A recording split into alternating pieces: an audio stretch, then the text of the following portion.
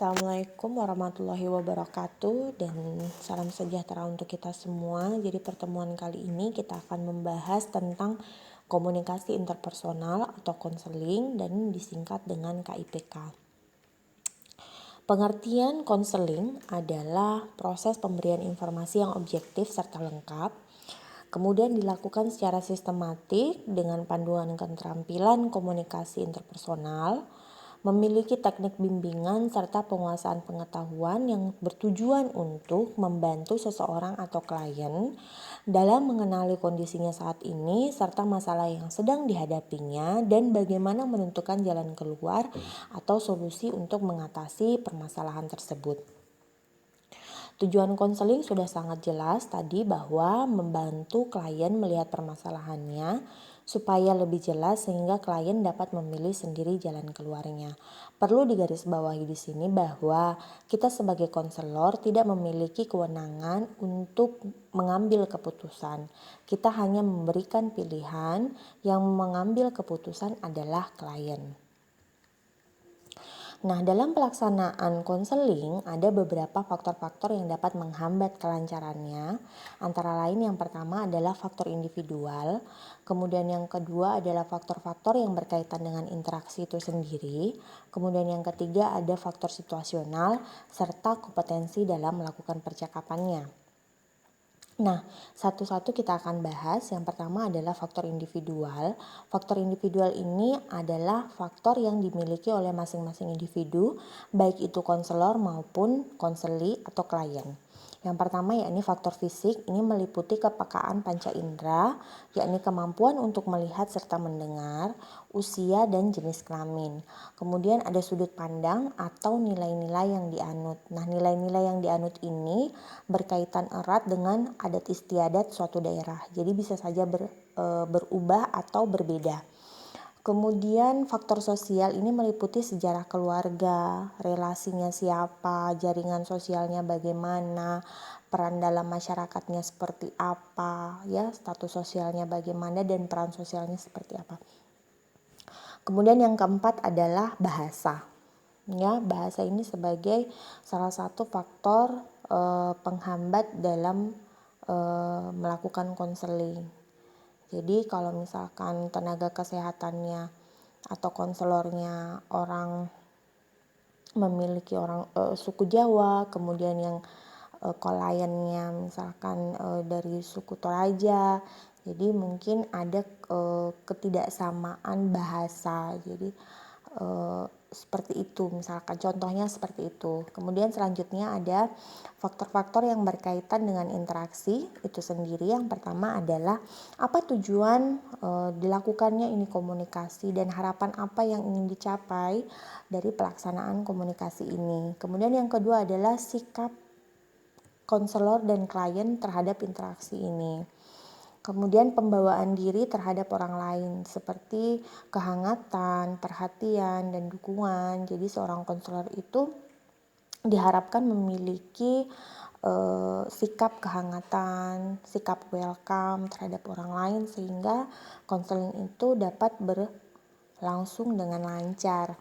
Yang ketiga ada faktor situasional. Nah, faktor situasi ini sangat mempengaruhi keberhasilan komunikasi karena lingkungan yang tenang dan klien merasa privasinya terjaga merupakan situasi yang sangat mendukung kelancaran konseling itu.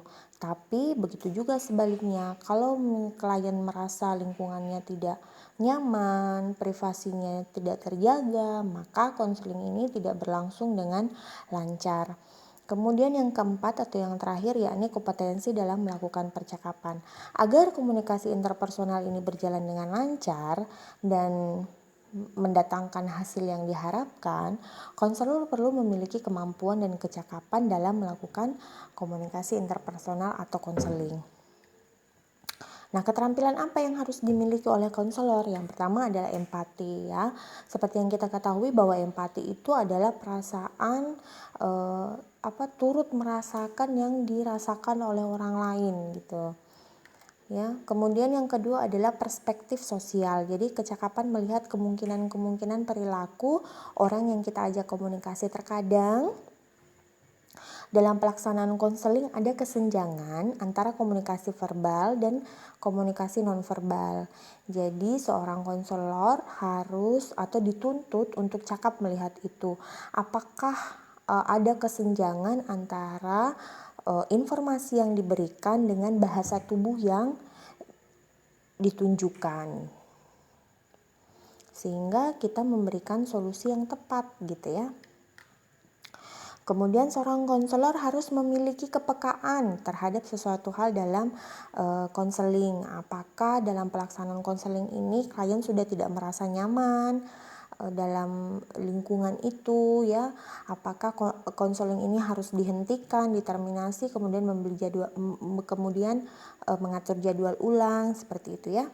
Kemudian selanjutnya adalah pengetahuan akan situasi pada saat melakukan konseling. Jadi seorang konselor itu harus paham atau harus tahu kapan dia bisa ikut berbicara, kapan dia harus diam, kapan dia memberikan waktu-waktu kepada klien untuk mencurahkan atau mengutarakan isi hatinya. Kemudian selanjutnya ada memonitor diri. Jadi seorang konselor itu mampu menjaga ketepatan perilaku dan pengungkapan komunikan. Jadi seorang konselor itu harus mampu menjaga diri. Jadi ketika misalkan pada saat melakukan konseling, kita tahu nih sebagai konselor nih, kita tahu bahwa yang disampaikan klien itu bohong ya.